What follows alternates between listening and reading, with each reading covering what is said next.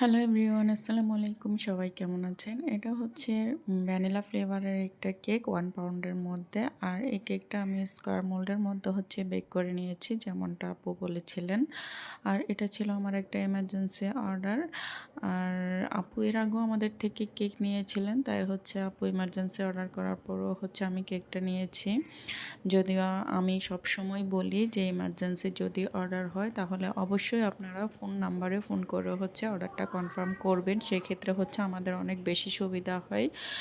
অনেক সময় হচ্ছে এমার্জেন্সি অর্ডারগুলো আপনি যদি আমাদেরকে পেজে নক দিয়ে করতে চান, তো সেক্ষেত্রে হয়তো আপনি একটা মেসেজ দিলেন, সেই মেসেজের রিপ্লাইটা আমি আরও 5 মিনিট পরে করলাম, আবার আমি একটা দিলাম, সেটা আপনি হচ্ছে আরও 10 মিনিট পরে করলেন, সেন্ড করলেন, এরপর রিপ্লাই করলেন। তো সেভাবে আসলে হয় না।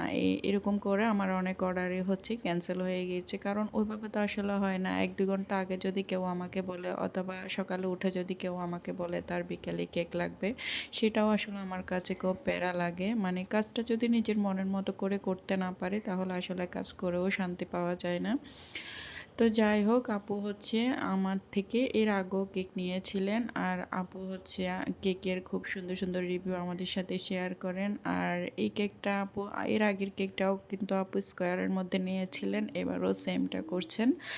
আর এটা ছিল 1 পাউন্ডের একটা কেক, যেহেতু খুবই ছোট একটা কেক, এখানে দেখে কতটা বোঝা যাচ্ছে আমি আসলে বলতে পারবো না।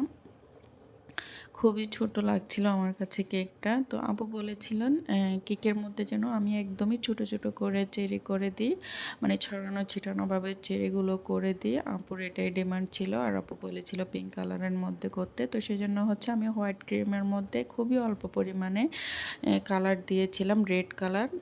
দেন হচ্ছে এই কালারটা আসছে। আর এই কেকের ডেকোরেশন এবং টেস্ট দুটোই কিন্তু আপু খুব বেশি পছন্দ করেছিলেন। ইনশাল্লাহ সেই রিভিউটা আপনাদের সাথেও শেয়ার করব।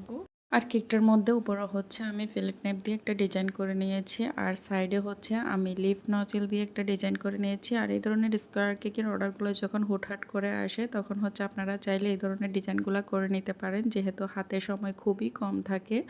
আর স্কোয়ার কেকের ফিনিশিংটা দিতে আসলে খুব বেশি প্যারা লাগে, মানে এটা সহজে দেওয়া যায় না, এটা অনেক সময় সাপেক্ষ ব্যাপার।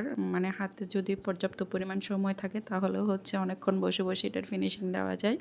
কিন্তু ইমার্জেন্সি অর্ডার হলে তখন আপনারা এই ধরনের ডিজাইনগুলো করে নিতে পারেন। আমি সাইডের ডিজাইনটা হচ্ছে লিফ নজেল দিয়ে করেছি, আর উপরেও হচ্ছে ফিলেট নাইফ দিয়ে একটা ডিজাইন করে দিয়েছি। তো এখন আমি কেকের মধ্যে যতগুলো চেরি দেওয়া দরকার দিয়ে দিয়েছি। এখন উইশ নোটটাও লিখে নিয়েছি। এরপর হচ্ছে আমি কয়েকটা সুগার বলস এখানে অ্যাড করে দিব। সময় স্বল্পতার কারণে হচ্ছে উইশ নোটটাও ঠিক করে লেখা হয়নি। তো যাই হোক, এই ছিল কেকের ফাইনাল লুক। এই ডেকোরেশনটা আপনাদের কাছে কেমন লেগেছে অবশ্যই জানাবেন। আর সবাই ভালো থাকবেন। আল্লাহ হাফিজ।